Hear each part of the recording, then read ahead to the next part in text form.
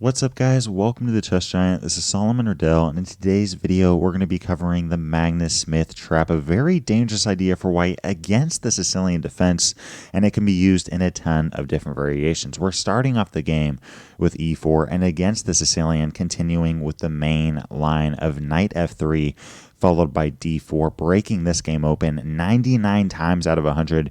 You're going to see black take this pawn, in which case we play knight takes d4 followed by knight c3. And here, if a move like knight c6, we can now play bishop c4 with the Sozin Attack, one of the most aggressive chess opening lines against the Sicilian Defense, attacking the very vulnerable pawn on f7, and this light squared bishop is extremely active. And here black has to be careful. In fact, black can lose this game very quickly if not careful. I think the best moves are probably e6 or bishop d7, but what happens if black plays a move like a6 or g6? I mean, either of these moves seem very logical, but actually g6 is a huge mistake because now we have the Magnus Smith Trap thanks to the knight on c6 and our bishop on c4. What on earth am I talking about? Well, here we're going to take the knight on c6, and following b takes c6, because of our bishop on c4, we're able to play e5, just throwing our pawn down the board, attacking the knight on f6.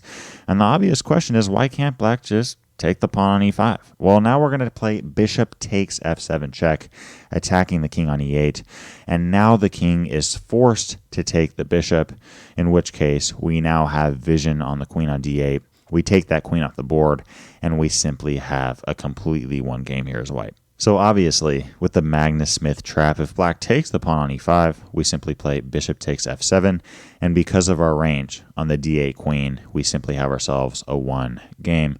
What if black sees this and doesn't take the pawn on e5, and instead plays a move like knight d7? Well, here I still believe that white has the huge edge, as we can take on d6, and following e takes d6, simply play a move like castling kingside. We have an advantage in development, and on top of that, black's pawn structure is extremely weak. In particular, the pawn on d6 is weak, and the bishop would like to fianchetto with something like bishop g7, but then we'd simply take the pawn on d6. So here black will probably play something like knight e5, which is actually the best move, attacking the bishop on c4.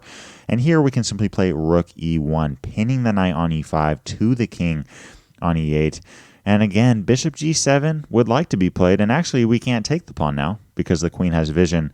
But if bishop g7 here, we now have f4, pinning the knight on e5. So here bishop e7 is the best move. And now the dark squares on the king side, I mean f6, g5, h6, g7, these are all extremely weak. We're now going to continue with bishop b3 because it was threatened by the knight. And now after a move like castling kingside, continue with bishop f4. I mean, we have an active bishop pair on f4 and b3, an active knight that is ready to get into this game, an active rook on e1, and on top of that, our queen can soon come to somewhere like d2 or e2, get this other rook involved, and we have ourselves a very nice game. I love white's position here. If you'd like to learn the Sozin Trap, in which we also win a queen with the same idea, but as black against d4, click the video to the left. If you'd like to explore more chess openings in general, click the playlist to the right. Leave a comment to let me know what other videos you'd like to see covered on this channel. And as always, I appreciate you guys. Thanks for watching. Peace.